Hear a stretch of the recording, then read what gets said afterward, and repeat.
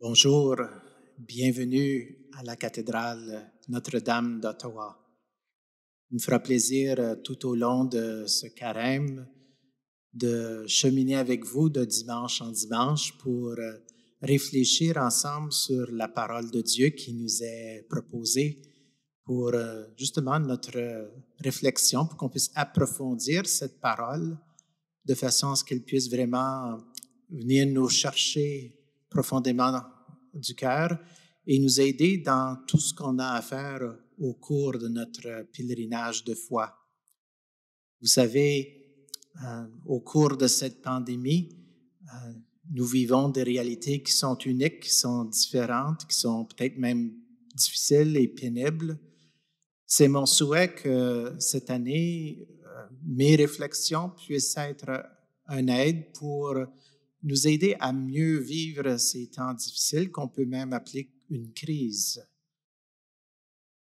Aujourd'hui, en ce mercredi des Cendres, j'aimerais souligner un peu comment le Seigneur intervient constamment dans nos vies et même au cœur de crise. Ça a été toujours l'histoire sainte au cœur des plus grands défis du peuple d'Israël.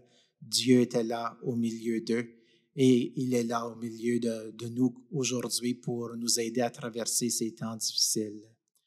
Mais justement, le mercredi des Cendres marque le début de cette saison qu'on appelle le carême, ce temps liturgique qui est vraiment un temps béni pour nous aider à grandir davantage dans la sainteté. Sainteté voulant dire qu'on suit Jésus dans ses pas, on est à son écoute pour que par son témoignage, par sa parole, par son exemple, on puisse nous-mêmes imiter une vie dite chrétienne, digne d'un enfant de Dieu. Et Jésus saura certainement tout au cours de ce carême nous proposer des pistes qui nous donneront la vie et qui feront en sorte que nous serons signes de vie pour les autres.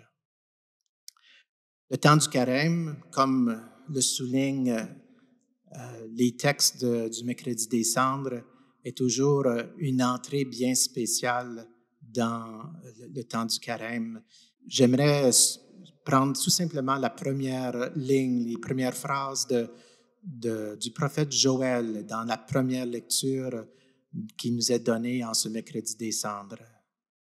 Il dit « Maintenant, oracle du Seigneur, revenez à moi de tout votre cœur, dans le jeûne, les larmes et le deuil, et déchirez vos cœurs et non pas vos vêtements, et revenez au Seigneur votre Dieu, car il est tendre et miséricordieux, lent à la colère et plein d'amour, renonçant au châtiment. » Je lis dans ces lignes un appel à la conversion. S'il y a une chose que nous devons faire tout au long de ce carême, comme tout au long de notre cheminement chrétien, c'est bien un appel à vivre une conversion constante. C'est jamais fini ce revirement où Dieu nous rappelle à lui-même, parce que nous sommes souvent tentés de prendre des directions autres dans notre vie.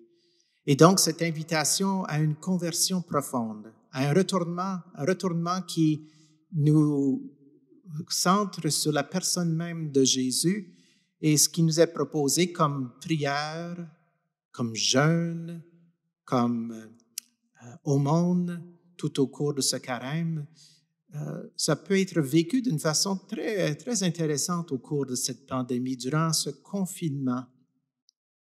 Vous savez, lorsqu'on est confiné, on peut penser qu'on nous enlève bien des libertés, qu'on nous enlève notre vie normale.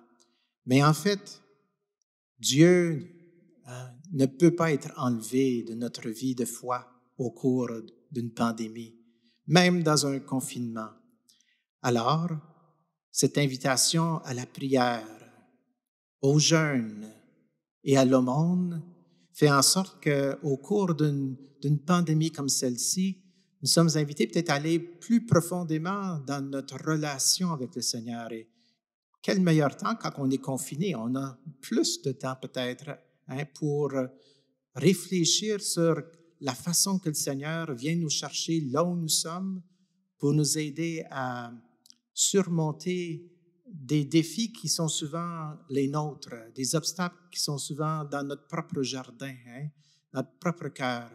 Demandons au Seigneur de venir enlever toutes ces embûches pour que notre cheminement tout au long de ce carême puisse être une où on va vraiment redécouvrir peut-être un nouveau sens à ce que nous sommes appelés à être et à redécouvrir Jésus comme étant vraiment notre Maître, notre Seigneur et notre Sauveur. Je vous souhaite tous un bon carême.